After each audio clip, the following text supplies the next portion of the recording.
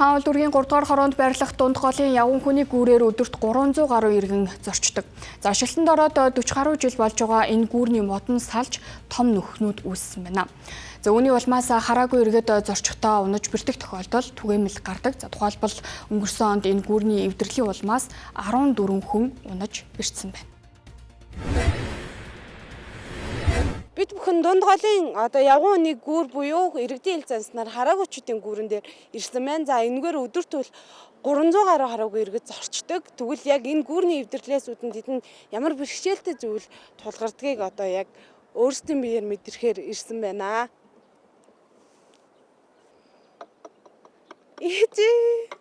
За хараагүй иргэдийн хувьд бол энэгээр зорчход цахилгаан дугуйтай хүмүүс дайрах ч юм уу те эвдрэл гэмтлээс үүдэн бэртэж гэмтэх тохиолдол өндөр эдгийг л хэлж байгаа юм.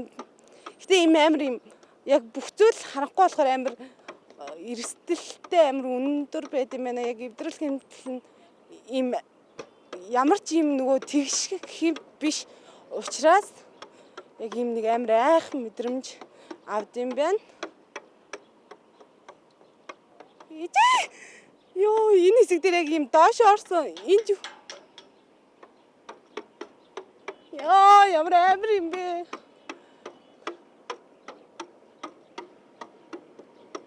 Ичэн нүхэнэ. Яа.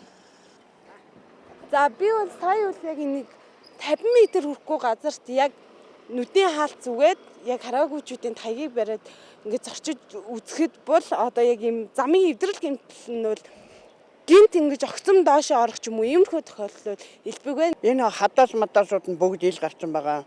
Тэгээ ер нь хүндрэлтэй шүү дээ. Энэ мод нь нааш цаашаа гүүгээл ингээд явангууд нааш цаашаа гүүгээл одоо энэ хүртэл ингээд сиранта хүн ингээд давкаал явж байна. Чи ингэж болохгүй шүү дээ. Энд чинь явган хүн гарах юм уу? Эсвэл бол энгийн хүн явах юм ингээд сирант гоц тачигнуулаад явангууд нөгөө харахгүй бид нар чинь бүр амар ч очоод айсандаа болоод нөгөө хан руугаа нараад тогсон нөгөө гүүрчин шанжигнаад ингээд ийм байдалтай байна да. Ундаг дугуй скутер мэтийн өндөр хүчин чадалтай энэ техникүүд энэ гүүрээр байнга зарчдаг болохоор л эвдрэл нь хурдтай явагдаад байна уу гэж бодож байгаа. Одоо том нөхөл үүссэн шүү дээ тийм ээ. Тэрийг мэдхгүйгээр хараагүй хүн унах барах тохиолдол гарч болзошгүй. Наацх нөгөө заяа завсар баг гарсан байгаасаа гэж бодчих. Чин би энэ нөгөө шаариггүй таяг барьсан байна л да. Урдаа бүндгэртөө таяг барьчихаар манай энэ гүүр юу ачдаг байхгүй. Ингээд завсар гарцсан үедээ тэр шаариг нь ингээд банзны завсраар орохоор ингээд татангууд нөгөө шаариг нэгэ бүлтрээд матраад унцдаг байхгүй. Тэгээд энэ гүүр засвар үйлчлэгээ хийгдээгүйгээс болоод хүн харааны бэрхшээлтэй хүмүүс урд өмнө нь бэртэж гэмтчихсэн тохиолдлууд бас байгаа. Одоо ч гэсэн энэ гүүрний засвар үйлчлэгийг хийхгүй болвол хүний амьнаас хохирох ийм эрсдэлтэй нөхцөл бол үүсээд байна. Ялгаатай байдлаас хамааран хүн бүртгэж хэрэгтэй. Гэтэл хөгжлийн бэрхшээлтэй иргэд аюулгүй орчинд амьдарч чадахгүй юм.